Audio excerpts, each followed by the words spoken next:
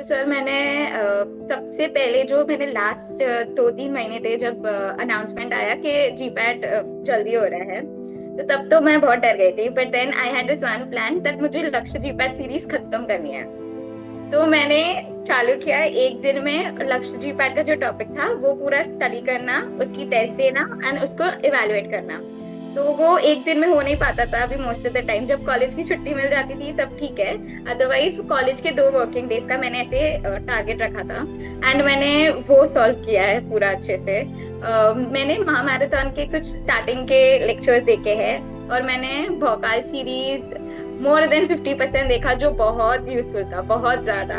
ऐसे लगा कि जो मेडिसिनल केमिस्ट्री मैंने भोपाल में देखा वही मेडिसिनल केमिस्ट्री के क्वेश्चंस उठ के आ गए, सेम के सेम। और उसका ही मेडिसिनल केमिस्ट्री और जो माइनर सब्जेक्ट्स है वो मुझे याद थे पेपर के लिए। Hello dear students, welcome back to the GDC classes. So क्या लाइन है कि रिजल्ट की सुनामी और जीडीसी का भौकाल कायम था, कायम है, कायम रहेगा हर साल। और आज उसी सीरीज में हमारे साथ जुड़ रही हैं Miss Yashika Jain, who have secured the all over India 55 rank in the GPAT 2026 examination. So a big congratulation to you बेटा, and to whole the family members. हमारी पूरी टीम की तरफ से बहुत बहुत शुभकामनाएं और बधाइयां। Thank you so much sir. सो यशिका,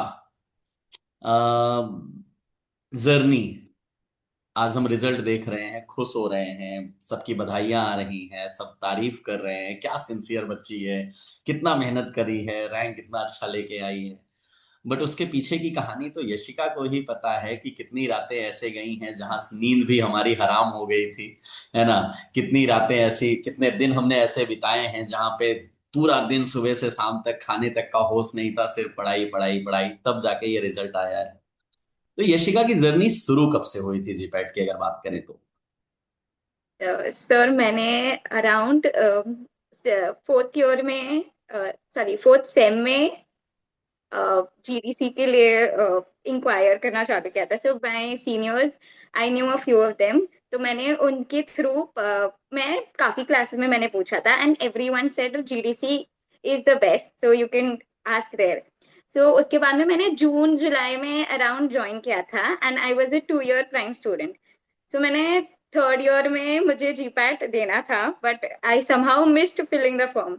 फिर उसके बाद में बहुत रिग्रेट हुआ कि क्यों नहीं दिया। ये समहाउ क्या था, जरा मुझे बताओगे ये क्या था समहाउ कि फिर मिस कर दिया फॉर्म भरना? सर बहुत ऐसे डिसीजन पहले से डिसिसिव नहीं था कि भरना चाहिए या नहीं भरना चाहिए। और प्रेपरेशन भी तभी तक इतना अच्छे से नहीं हुआ था। सो बहुत बहुत डर था कि फॉर्म भरना चाहिए या नहीं भरना चाहिए। तो उस चक्कर में जब तक आई फाइनली डिसाइडेड कि मैं फॉर्म भर देती हूँ, तब तक मुंबई के सेंटर्स खत्म हो गए थे। सो देन उसके वजह से फॉर्म नहीं हो पाया। फिर उसका रिग्रेट इतना था दैट उसके बाद में I started studying very seriously कि अभी बस अभी इस एक ही अटेम्प्ट है और इस एक अटेम्प्ट में बहुत अच्छे से करना है। एंड हाँ, डिफिकल्टीज थी बीच बीच में, कॉलेज एग्जाम्स एंड स्कोर्स नहीं आना, but then at the end everything paid off. Exactly exactly। और ये जो समहाउ सिचुएशन आपने बताई ना, फॉर्म ना भरने वाली, डर, ये देखो, डर हम थर्ड ईयर में देते ही क्यों पेपर है, मैं आपके जूनियर्स के मैसेज जरूर पहुंचाना चाहूंगा कि थर्ड ईयर का पेपर देने का मेन मैसेज मकसद ही होता है कि हम एटलीस्ट इन्वायरमेंट फील कर लें कि क्या वहां पे प्रेशर होता है, कैसी सिचुएशंस होती है। जैसा कि आपने पहली बार जब टैकल किया इस पेपर को तो डेफिनेटली आपको नया नया लगा, लेकिन जब थर्ड ईयर में देके हम जाते हैं तो डेफिनेटली एक थोड़ा सा हमारा प्रेशर ओवरकम रहता है। अच्छा ठीक है, ऐसे हमें करना है, बायोमेट्रिक ऐसे हमारा खुलेगा, ऐसा हमारा इंटरफेस होता है, वो सारी दोस्ती हो जाती है। बट चलिए, कहते हैं ना, अंत भला तो सब भला, बाकी चीजें तो छोड़िए, जाने दीजिए। अच्छा, यशिका की बात करता हूँ तो यशिका कितना, मतलब पढ़ने वाली लड़की थी या शरारती भी साथ में थी? कॉलेज में कैसा नटखट रहता था? बट टीचर्स की नजर में यशिका कैसी थी कॉलेज में? सर मैं ना 11 12 तक वो काफी स्टूडियस थी, बट फिर ऐसे कॉलेज में जाने के बाद में ऐसा लगने लगा कि ठीक है अभी पढ़ लेंगे, पास तो हो जाएंगे ये सब। तो मैं kind of last back bencher थी, मैं लेक्चर्स में सो जाती थी। और उसके बाद में मेरे माइंड में हमेशा था कि मुझे एमकॉम करना है, बट ऐसे इतना सीरियसली नहीं लिया था मैंने तभी से। फिर आफ्टर वो जैसे फोर्थ सेम हुआ उसके बाद में मैंने मेरे फ्रेंड्स को देखा कि सब लोग एकदम क्लासेस ज्वाइन कर रहे हैं, सब पढ़ाई के लिए चालू हो रहे हैं। उसके बाद से मुझे भी लगा कि अगर मुझे भी करना है तो मुझे भी कुछ तो करना पड़ेगा। फिर उसके बाद से जैसे मैंने क्लासेस ज्वाइन किया मुझे से सब समझ में आने लगा, कॉलेज में भी। एंड देन उसके बाद से मैं काइंडा भी फर्स्ट बेंच पे नहीं, बट मैं ध्यान देती हूँ लेक्चर्स में और मुझे समझता है। तो मतलब मैं कह सकता हूँ कि एक बैक बेंचर बनी टॉपर, है ना? जो शुरुआत में शरारती थी, थोड़ा सा नॉटी थी, बट धीरे धीरे अपने फ्यूचर को लेके सिंसियर हो गए। चलो अच्छी बात है, जेडीसी का कुछ तो फायदा हुआ। प्यार से ही सही, डांट से ही सही, कम से कम भला तो, है ना? Exactly exactly. अच्छा, अब इस जो एक आपने पहले किया ना कि मैंने बहुत अपने सीनियर से पूछा, बात किया, उनसे आइडिया लिया, फिर आपने इंक्वायरी किया जेडीसी में। सो ओवरऑल जब आप जेडीसी ज्वाइन कर लिए, तो कैसा एक्सपीरियंस था? वो जो सारी चीजें जो मिथ बनी हुई थी, सारे जो डाउट्स थे, उन सबका सॉल्यूशन मिला कि नहीं? हाँ सर, डेफिनेटली।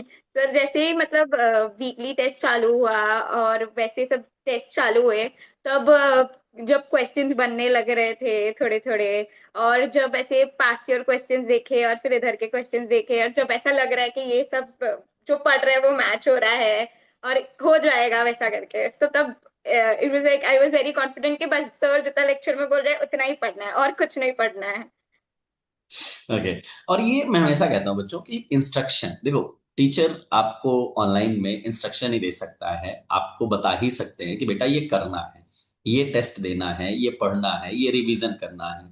मैं वही कहता हूँ, बच्चे ज्वाइन तो कर लेते हैं, लेकिन फिर जब इंस्ट्रक्शन ही आप नहीं फॉलो करोगे तो सक्सेस कैसे मिलेगी? और वही एक कहानी सबसे बड़ी हो जाती है जिन बच्चों के साथ सिलेक्शन ना होने की बात आती है। और कल से जब रिजल्ट आया, मैं खुश बहुत हूँ उन बच्चों के लिए जिनका रैंक आया, रिजल्ट आया, क्वालिफाई हुआ। लेकिन उन बच्चों के लिए मैं थोड़ा सा दुखी भी मेरे लिए बहुत ज्यादा हो जाता है मन की, जो पढ़ाई नहीं करते, सिंसियर नहीं रहते हैं, और लास्ट में जब रिजल्ट आता है तो सर हमारा नहीं हुआ, अब हम क्या करें, हमें कुछ समझ में नहीं आ रहा है। तो एक कहीं ना कहीं जब आपके लिए रास्ते ब्लॉक होते हैं, वो शुरुआत में आपको लगता है अरे हाँ ठीक है ना, हो जाएगा ना, लास्ट में पढ़ लेंगे ना। लेकिन लास्ट जैसी कोई चीज तो होती नहीं है, क्योंकि यहाँ पे एक ये एक रात वाली तैयारी तो है नहीं कि सेमेस्टर है, अरे रात में पढ़ के जाके कुछ भी लिख के चले आएंगे। यहाँ तो पूरा 4 साल की जर्नी को हमें एक समराइज करना है, तब जाके एग्जाम में देना है। और इसी वजह से जिन बच्चों ने कहना माना, आज उनका रिजल्ट देखो, रैंक देखो, ताबड़तोड़ है। ठीक है, और आज आपके चेहरे की ये मुस्कान बता रही है कि आपकी वो जो मेहनत थी वो कितनी वर्थ इट थी। ठीक है, और वो आज हमें यहाँ पे फुलफिल हो रही है। अच्छा, पढ़ाई के साथ साथ यशिका का और क्या हॉबी, मतलब कुछ और भी करने करते थे या सिर्फ पढ़ाई पढ़ाई पढ़ाई? सर मुझे ना बिंज वॉचिंग बहुत पसंद था, लाइक कुछ भी ऐसे कोई कुछ भी नया आ रहा है और मुझे वो ऐसे होता था कि मुझे ये देखना है, और एक बार मैं चालू कर दूं तो वो एक दिन में पूरा खत्म, कितने भी एपिसोड्स हो उस वेब सीरीज के वो खत्म हो ही जाते थे एक ही दिन में। सो उसको मैंने बहुत कंट्रोल किया। मैंने जितने भी सारे वो लाइक जितने भी पैकेजेस होते थे ओटीटी प्लेटफॉर्म्स के वो सब डैड को कहके ना करवाए, फिर मैंने फोन से डिलीट किए और वैसे मैंने कंट्रोल किया खुद को।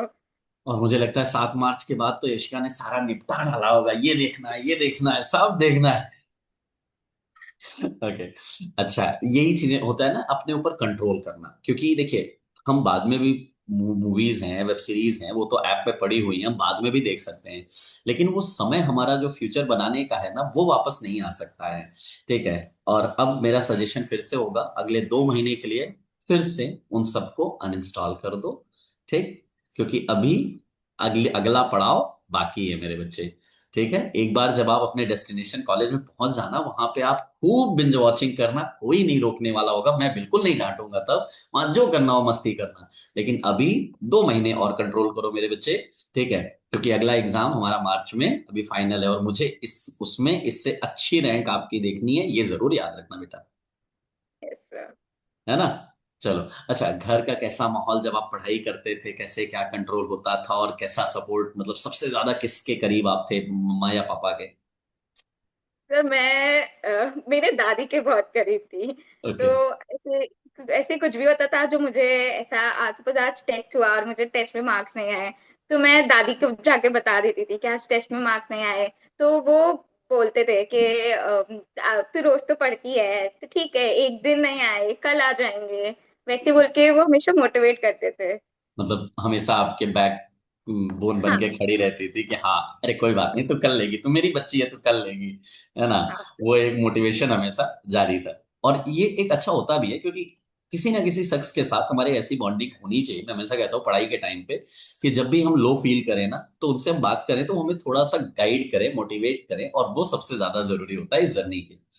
अच्छा, अब थोड़ा सा मैं अगर कंटेंट की बात करूं, मोटिवेशन तो हो गया, कंटेंट की बात करूं, अब कंटेंट में आपने क्या क्या फॉलो किया और कैसे कैसे आपने तैयारी। तो सर मैंने सबसे पहले जो मैंने लास्ट 2-3 महीने थे जब अनाउंसमेंट आया कि जीपैट जल्दी हो रहा है, तो तब तो मैं बहुत डर गई थी। But then I had this one plan that मुझे लक्ष्य जीपैट सीरीज खत्म करनी है। तो मैंने चालू किया एक दिन में लक्ष्य जीपैट का जो टॉपिक था वो पूरा स्टडी करना, उसकी टेस्ट देना एंड उसको इवेलुएट करना। तो वो एक दिन में हो नहीं पाता था अभी मोस्ट ऑफ द टाइम, जब कॉलेज की छुट्टी मिल जाती थी तब ठीक है। अदरवाइज कॉलेज के 2 वर्किंग डेज का मैंने ऐसे टारगेट रखा था एंड मैंने वो सॉल्व किया है पूरा अच्छे से।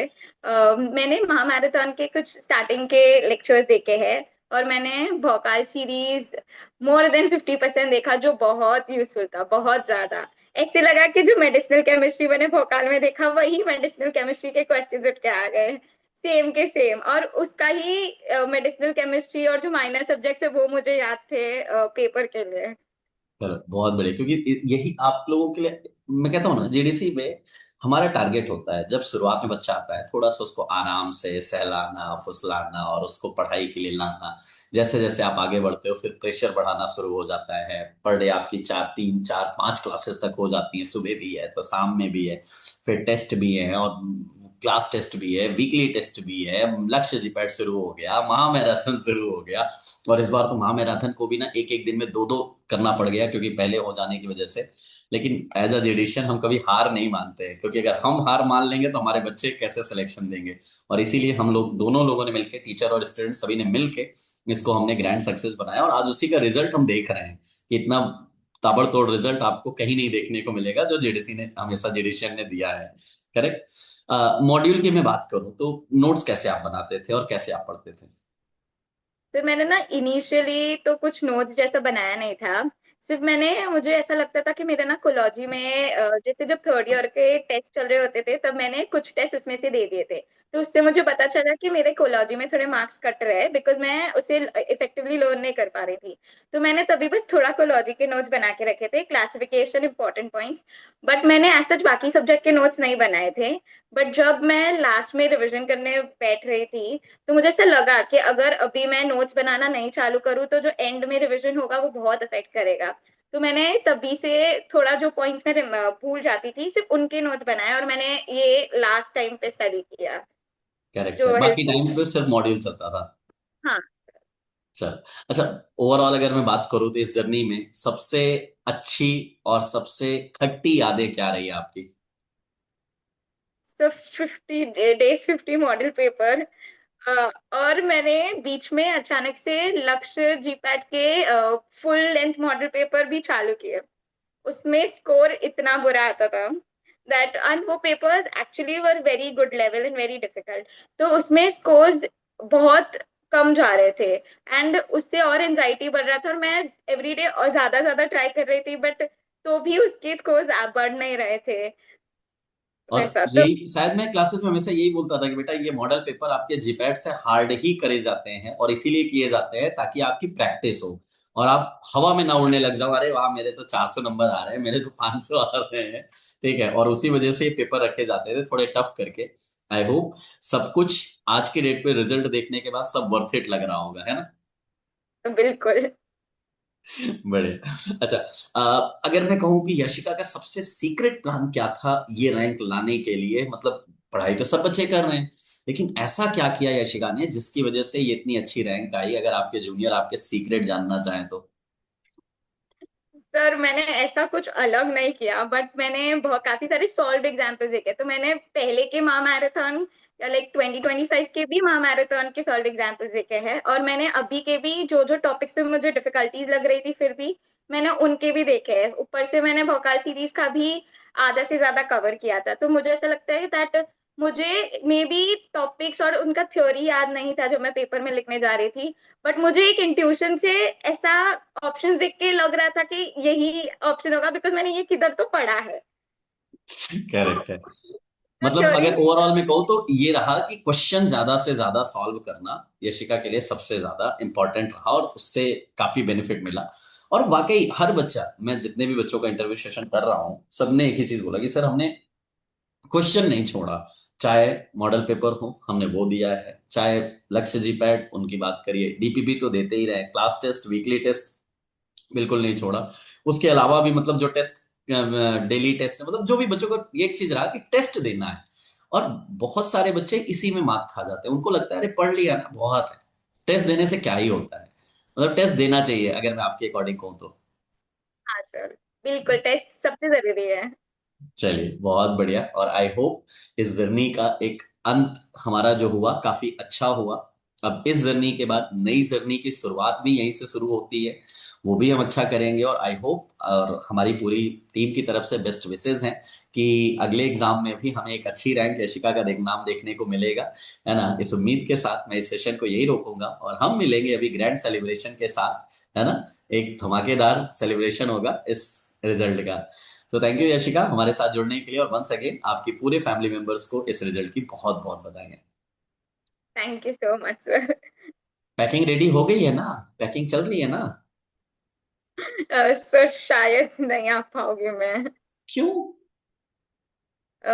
सर पेरेंट्स उस टाइम लाइक डैड बाहर जा रहे हैं सम बिजनेस वर्क के लिए, एंड मॉम भी जा रहे हैं, तो घर पे कोई नहीं रहेगा। कोई और रास्ता होगा, भैया वगैरह कोई हो साथ में भी आ सकते हो, ऐसा कोई इशू नहीं है, दो लोग भी आ सकते हो। अभी टीम ने कॉल किया कि नहीं आपको? हाँ सर, कॉल आया 13 का। फिर आप ही लोगों के लिए तो बच्चे ये किया जा रहा है, अगर आप ही लोग नहीं आओगे, आप ही लोग नहीं सेलिब्रेट करोगे तो मजा कैसे आएगा? हाँ सर। एक बार पेरेंट्स से बात करके देखो ना, अगर कोई दिक्कत होती है तो मुझसे बात करवाना या मैम से बात करवाना, है ना। देखना एक बार। ठीक है। ओके। अगर पेरेंट्स मतलब ये है कि साथ में भी अगर आना तो मोस्ट वेलकम, अब इस चीज के लिए हमेशा हम तैयार हैं। ठीक है, लेकिन आप ही लोगों के लिए है, देखना जरूर, एक बार बात करना, और बाकी मैं मैम से एक बार बोलता हूँ बात करने के लिए आपसे बस हमको, है ना। ठीक है। चलिए, थैंक यू बेटा। Thank you sir.